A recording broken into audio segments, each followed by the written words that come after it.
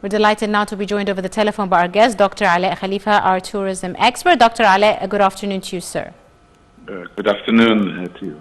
Thank you very much for joining us. Doctor, first and foremost, let me start by asking you about a very important and unique phenomenon that only happens twice a year, which is the rays of the morning sun illuminating the statue of King Ramses II. And this year, over 3,000 Egyptians and tourists alike attended the event. Tell me a bit about the importance of this event and really how unique in nature that it is.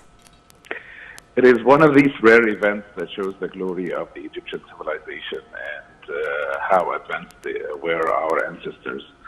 The shining sun phenomena inside the temple of Abu Simbel has always been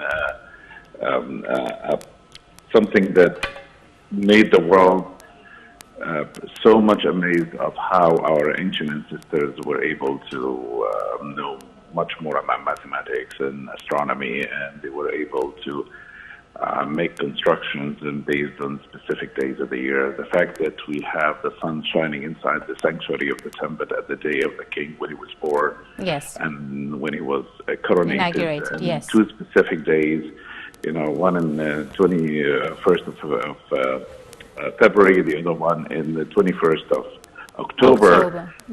And synchronize it to exactly the same thing that the sun shines on the face of the king on those 2 days, and go inside, deep inside the temple, the heart of the mountain, nearly 65 feet deep, and then completely eliminate the dark sanctuary. It's an amazing phenomena. Absolutely. And it shows how skillful were our ancestors in doing that. The thing is that when we saved the temple of Abu Simbel, this is amazing, and we were obliged to cut the two temples and take them in pieces and from the original location because of the Lake Nasser filling, and we had to take them back and a certain safe distance. The architects, the modern architects with their modern machinery and equipment, they wanted to recreate and keep the same phenomena that used to take place in the temple for thousands of years. And after we moved it and putting it exactly at the same angle, at the same precise location, we missed it by 1 day. So nowadays it's the 22nd instead of the 21st. Yes. And that's a very interesting fact. It was a shame for us because we do have all of these equipment and tools, and yet the ancestors with their primitive tools, they managed to do it precisely. Absolutely. Right, Dr. Alaa, let me move to the latest news related to the almost completion of the Grand Egyptian Museum, or GEM.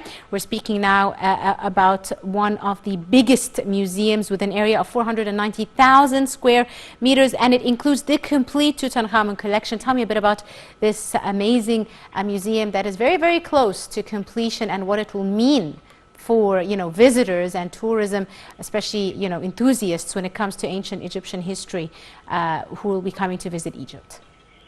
First of all, we needed a much bigger museum, a much grander museum to house the Egyptian collections from all over, because most of our collections have been put either in the Egyptian Museum in Cairo or down at the basement. We had nearly like 60,000 pieces were put in different storehouses, basements, and archaeological sites. It's about time that the world get to see them. And this is why when we built the Grand Egyptian Museum, it was a dream coming true.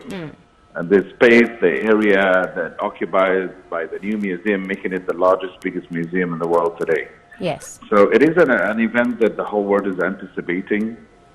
And it will be making big headlines across the world when we open up the museum. The completion level of the museum is staggering right now. Also cost a lot of money, and nearly over $1 billion. But it is something they're going to stay for generations and generations, and it will be something worthy of the name of Egypt in the future. If we have plans to attract nearly 30 million people for the future by the end of 2030 vision, then we might as well have some of the tourist attractions that are landmark into this industry, and that museum is going to be a landmark. Absolutely. And Speaking I have to about tell you something else. Yes. I would have wished that this museum would have been open next month in November, 22nd of November, which marks the anniversary, the 100 years anniversary of the discovery of the tomb of King Tutankhamun. And because it would have been a double celebration, but because of the events that are happening around the world, that I don't know if they're planning to open the museum at this date or not, but it would have been perfect if we synchronize it at this time, even with that few percentage of uncompleted, you know, especially when they say the museum is now 97% completed. We can still wait for those 3% and then open the museum. But it would have been wonderful if we do synchronize it together with the celebration of Tutankhamun's 100 years anniversary for the discovery.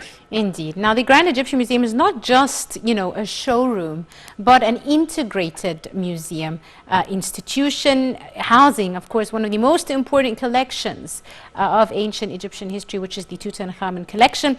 How do you see, you know, the importance of this collection and the whole experience of an integrated museum? What does that mean if you're going to compare it to other museums?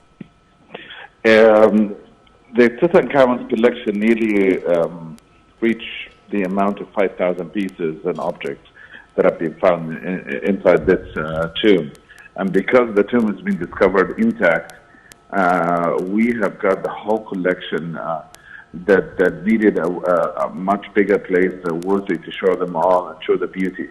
In most of the exhibitions that we had outside Egypt, we used to send 100 and 200 pieces maximum outside to different areas around the world, and people used to get amazed and wowed by how wonderful and skillful these pieces were made, and also for the antiquity of the pieces. Imagine we have 5,000 pieces again inside the Gem Museum, and we are exhibiting them all in a much better way, and this will show to the world what kind of treasures ancient Egypt housed. From just a pharaoh who reigned for 10 years and his tomb was luckily found intact.